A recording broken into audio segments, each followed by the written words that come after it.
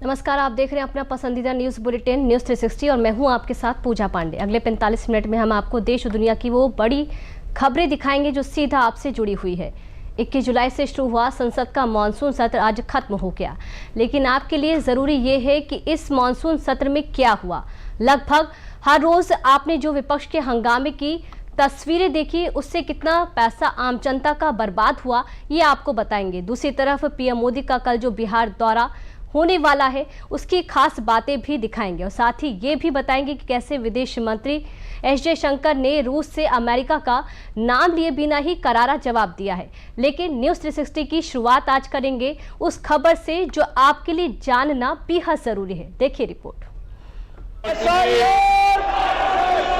माननीय मंत्री जी, sir, statement is laid on the table of the house. माननीय सदस्यगण, आज सभा का अंतिम दिन है। आप अगर प्रश्नकाल नहीं चलाने दे रहे तो सदन की कार्रवाई आज 12 बजे तक के लिए स्थगित की जाती है। संसद का जो मानसून सत्र हंगामे के साथ शुरू हुआ था, वो हंगामे पर ही अटका रह गया। वक्त बदल गया, महीना बदल गया, मुद्दे बदल गए, लेकिन विपक्ष का जो हाल 21 जुलाई को था, वही हाल 21 अगस्त को भी रहा। गुरुवार को मानसून सत्र का आखिरी दिन था।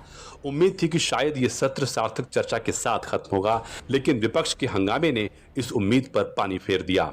दोनों सदनों में ऑपरेशन सिंदूर पर चर्चा को छोड़कर इस सत्र में बहुत कम कामकाज हुआ। 1 महीने लंबे सत्र के दौरान लोकसभा ने 12 और राज्यसभा ने 15 विधेयक पास किए, लेकिन बार बार व्यवधान, स्थगन और बायकॉट जारी रहा। संसद का ये मानसून सत्र कई लिहाज से खास था, लेकिन गुरुवार को खत्म हुए इस सत्र की ज्यादातर कार्यवाही हंगामे की भेंट चढ़ गई। हालांकि एक और देश के अंतरिक्ष कार्यक्रम की उपलब्धियों पर विशेष चर्चा हुई। ऑपरेशन सिंदूर जैसे संवेदनशील विषयों पर भी गंभीर विमर्श हुआ, लेकिन इसके बीच एक गंभीर चिंता भी उभर कर सामने आई।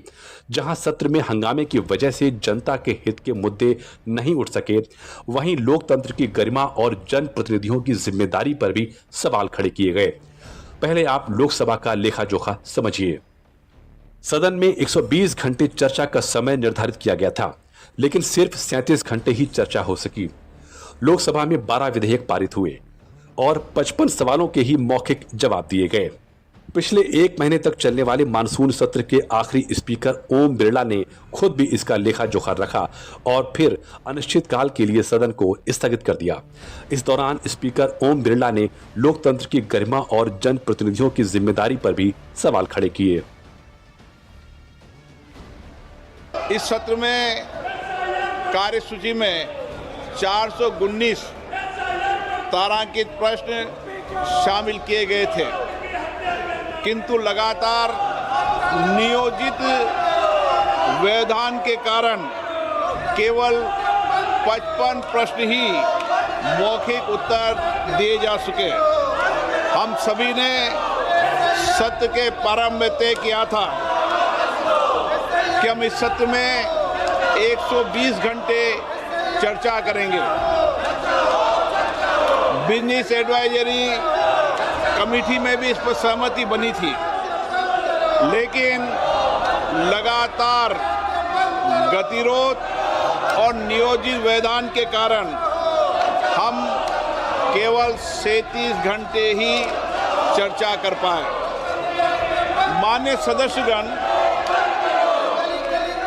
हम सब जनप्रतिनिधि के रूप में हमारे आचरण, हमारी कार्यप्रणाली को पूरा देश देखता है। जनता हमें बहुत उम्मीदों के साथ सुनकर यहाँ पर भेजती है ताकि हम उनकी समस्याएं और व्यापक जनहित के मुद्दों पर, महत्वपूर्ण विधेयकों पर व्यापक चर्चा कर सकें, मर्यादित चर्चा कर सकें। एक तरफ जहां विपक्ष के हंगामे के कारण सदन नहीं चल पाया, तो दूसरी इस बात से नाराज केंद्र शासित प्रदेश दमन और दीव के निर्दलीय सांसद उमेश पटेल ने गुरुवार को एक बैनर लेकर प्रोटेस्ट किया और सरकार के सामने मांग रख दी कि हंगामे के कारण जो पैसा सदन का बर्बाद हुआ है, वो सांसदों से ही वसूला जाए। पूरा सेशन बिना चर्चा के ही जुड़ गया।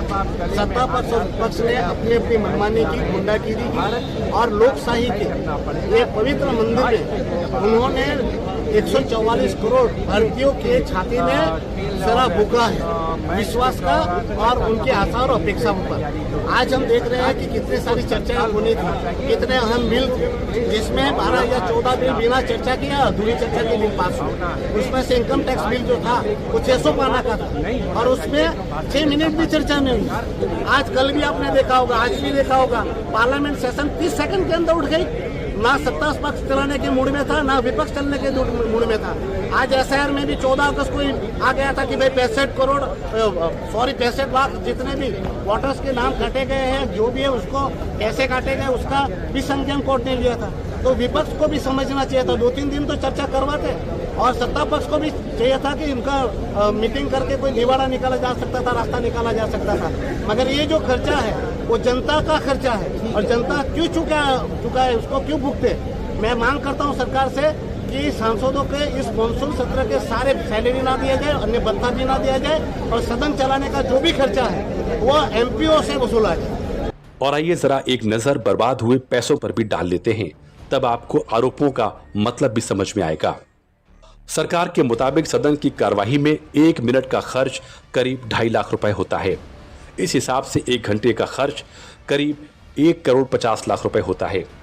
लोकसभा में 120 घंटे चर्चा होनी थी, लेकिन हुई सिर्फ 37 घंटे। लिहाजा सदन का 83 घंटा सिर्फ हंगामे के कारण बर्बाद हुआ। इस हिसाब से 124.5 करोड़ रुपए सिर्फ हंगामे के कारण बर्बाद हो गए।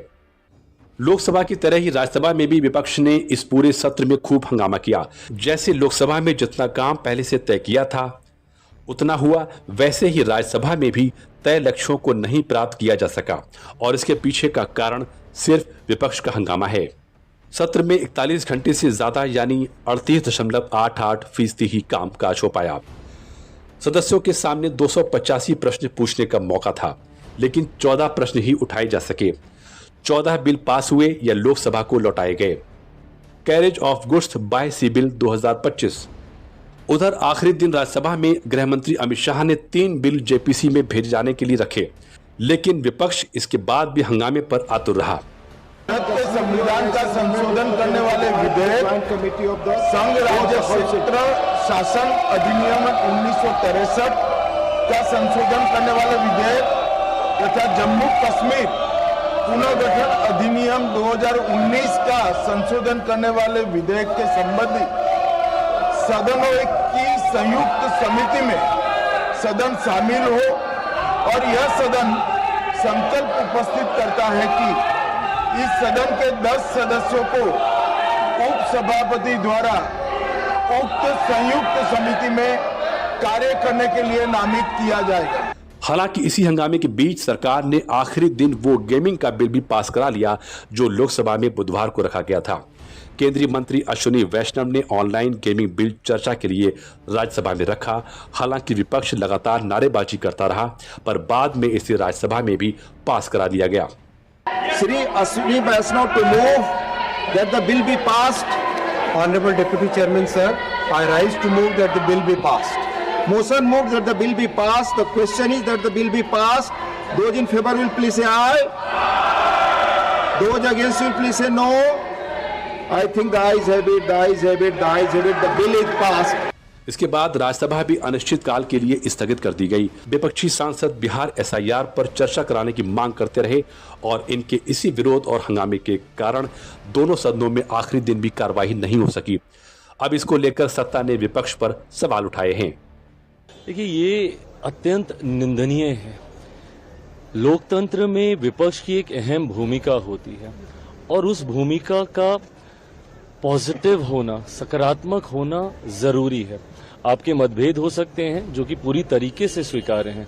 आप मतभेद को सदन के पटल पे रखिए ना, आप अपनी चिंताओं को सदन के पटल पे रखिए, पर इस तरीके से हंगामा करना और एक ऐसे आचरण का प्रदर्शन करना जो कतई स्वीकार्य नहीं हो सकता है।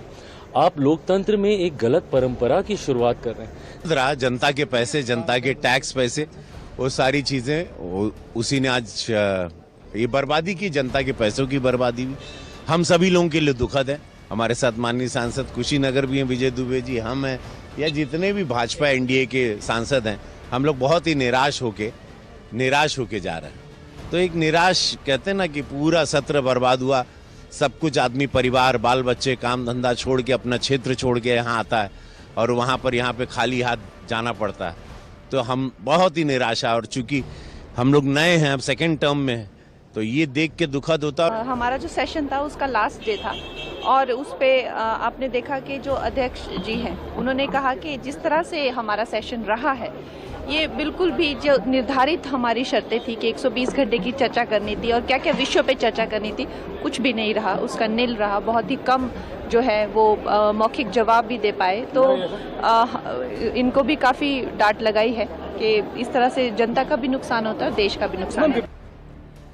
लोकसभा अनिश्चितकाल के लिए स्थगित होने के बाद स्पीकर ओम बिरला ने शिष्टाचार बैठक भी बुलाई थी, जिसमें लोकसभा के नेता प्रतिपक्ष राहुल गांधी सहित विपक्षी नेताओं ने हिस्सा नहीं लिया।